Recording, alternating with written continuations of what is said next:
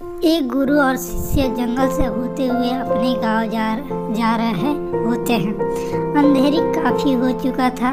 शिष्य ने अपने गुरु से कहा कि गुरु, काफी रात हो चुकी है, अगर आप कहे तो आज की रात यहीं आसपास के किसी गांव में गुजार ले।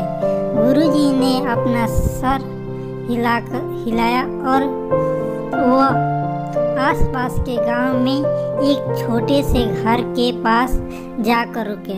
अब जैसे ही वहां गए तो गुरुजी के शिष्य ने दरवाजा को ठकठकाया और उस घर से एक गरीब आदमी बाहर आया। तो गुरुजी ने बोला, हम अपने गांव जा रहे थे, लेकिन काफी रात होने की वजह से हमने इसी गांव में रुकने को सोचा।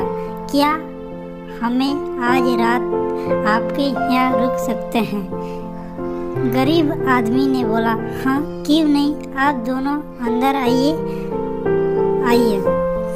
तो अब जैसे ही गुरुजी अंदर गए तो उन्होंने देखा कि उस आदमी के घर में बहुत ज़्यादा गरीबी थी।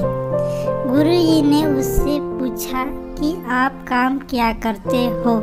वह गरीब आदमी ने बोला कि मेरे पास बहुत सारी ज़मीन है। तो गुरुजी ने बोला, अगर तुम्हारे पास बहुत सारी ज़मीन है तो इस तरह से क्यों रह रहे हो? वह आदमी ने बोला कि किसी काम की नहीं है। गांव वाले बोलते हैं कि यह बंजर ज़मीन है, यहाँ पर कुछ भी नहीं उगाया जा सकती है और वहाँ उस फसल उगाना बहुत बड़ी बेवकूफ़ी है। गुरुजी ने बोला कि तुम्हारा गुजारा कैसे होता है? उसने बोला कि मेरे पास एक भैंस है जिसे मेरा पूरा घर परिवार चलता है। यह सुनने के बाद गुरुजी ने सो जाते हैं और रात में जब सब लोग सो रहे होते हैं तब गुरुजी ने अपने शिष्य को उठाते हैं और उस गरीब की भैंस लेकर अपने गांव चले जाते हैं।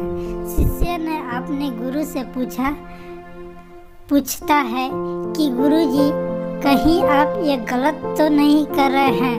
उस गरीब आदमी की जो रोजी रोटी इसी भैंस की वजह से चलती है।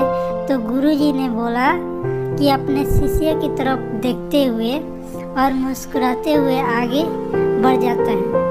उस बात को करीबन 10 साल गुजर जाती है और जो गुरुजी शिष्य था वह बहुत बड़ा गुरु बन चुका था।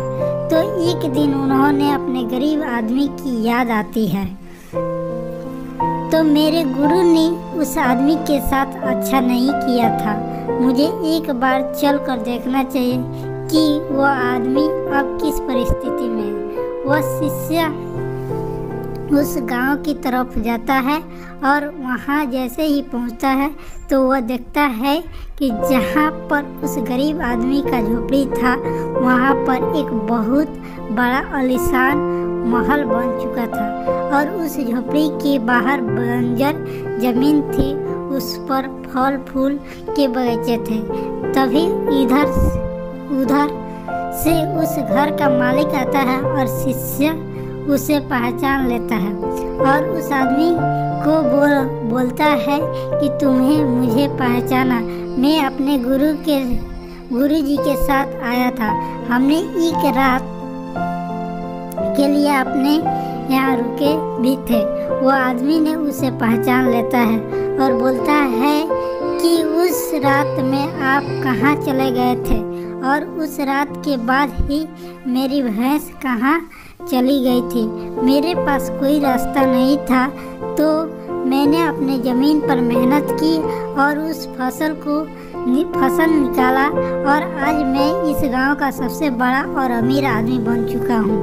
यह सुनने के बाद शिष्य के आंखों में अपने गुरुजी के लिए आंसू आ गए और उससे यह बात अब समझ में आई और वो रोने लगा। इस कहानी से हमें यही सीख मिलती है कि हमारे अंदर ऐसे बहुत सी टैलेंट छुपी है, लेकिन हमें कोई चीज रुका कर रखी है। वो अपनी फैमिली वाले भी हो सकते हैं, आपके जॉब भी हो सकती है, कुछ और भी हो सकता है।